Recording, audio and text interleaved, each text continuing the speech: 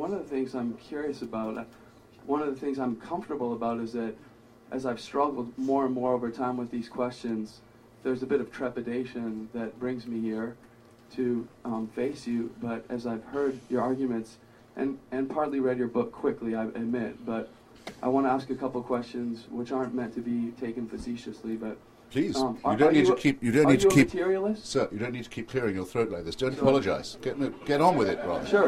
Sure. I mean, many people thought the Earth was flat, and at Baculum they were wrong. But what I do want to ask, one, is are you actually a materialist? Because you didn't kind of tell us what you were, and I should have read your book more carefully. But is it? As long as you. Sure, go ahead. Got a receipt for it, I don't care. Yeah, I'm a materialist. Good, yeah. Okay, that's right. So believe me. So in this, good, and in that sense. So, and in that sense, then I'm just curious. Do you feel when you express moral outrage or angst or frustration, and you might already know your answer to this, but I'm really genuinely just thinking about as you as people praise your writing, and you kind of beautifully humble your head. I mean, and now you want to say it's not quite beautiful. No. Here the question is. Yes. We don't sort of see this behavior in ant holes, and it is complicated. But how do you feel that you're using borrowed capital a lot when you express outrage? Because salt and pepper in my my medical lab don't fight each other. They don't. When I mix them, they don't get angry if I reach my hand into someone's abdomen and rip out their liver. Good grief. Exactly. What are you talking about? Exactly. So I hope the question, as much as I stuttered, is I'm ready to just hear what you thought. Yeah, no, look, please don't be put off by my low humour or attracting any laughter. I mean, you make a perfectly, to me, respectable point. There are some mysteries that I'm quite content not to know the answer to. For example, yes, of course I'm a materialist. I believe I'm made of atoms. The fact that there was no me 59 years ago doesn't terrify me at all. There was, as far as there was a void where I might be, later was. There will later be similar void, slightly fatter.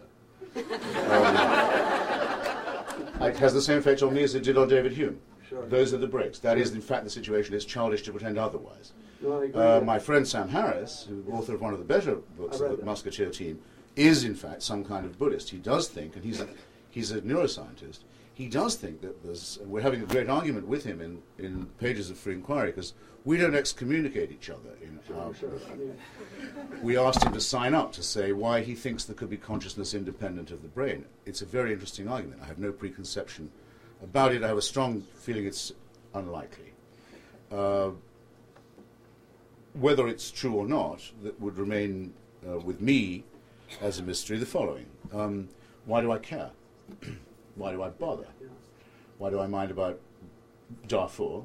Why would I feel impelled, even if I found a wallet stuffed with money on the back seat of a cab and no one had noticed, to see what I can do about giving it back? Why have I got some wallets back that way myself? I know it's a bit reductionist to say that without this capacity for solidarity, as I call it, empathy, the human species couldn't be having this discussion anyway. If this wasn't innate in us, we wouldn't be here. But to say it's evolutionarily positively selective still seems a little much like saying your love is a chemical reaction. So I go to poetry and to music when philosophy fails, knowing that that's about probably as far as I can go.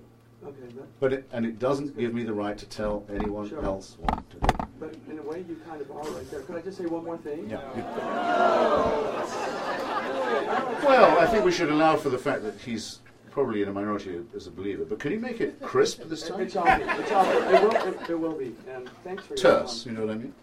It shall be. Two little quick ones. One, if what you believed isn't true... You see, they don't know when to stop, the faithful. They pretend to be modest, are they? No.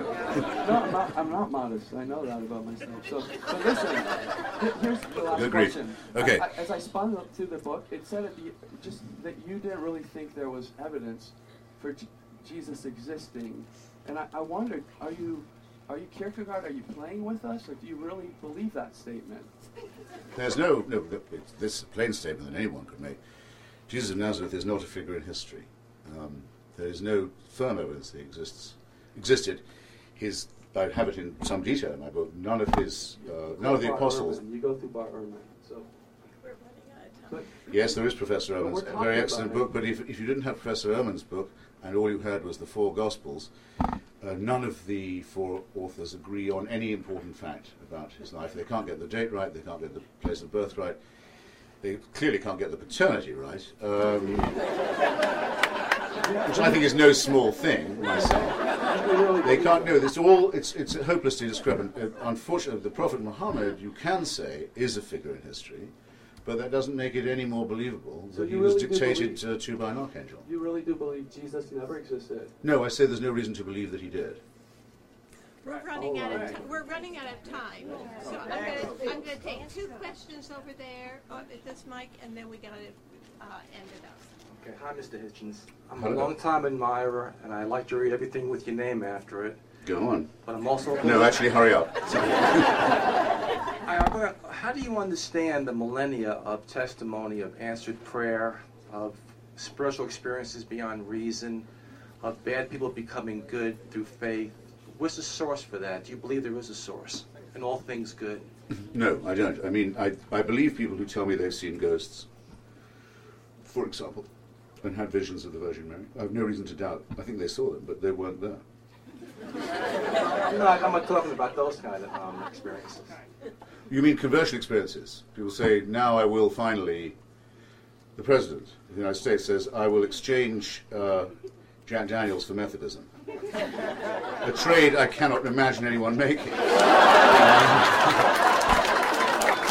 Because Jesus told me I should do it. Well, I think that Laura Bush said, listen, and it's been said before in Texan society, it's Jack Daniels or me, asshole.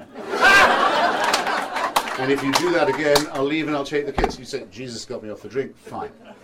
I said already, whatever floats the boat. Just leave me out of it. I don't want to hear this stuff, and it doesn't give you the right to tell me what to do. How many times must I say it? How many times already? Amen. How long, oh Lord, how long?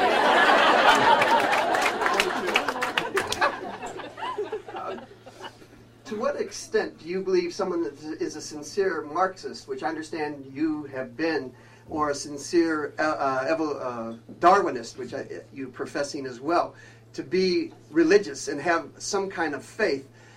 Do you see Marx being influenced by his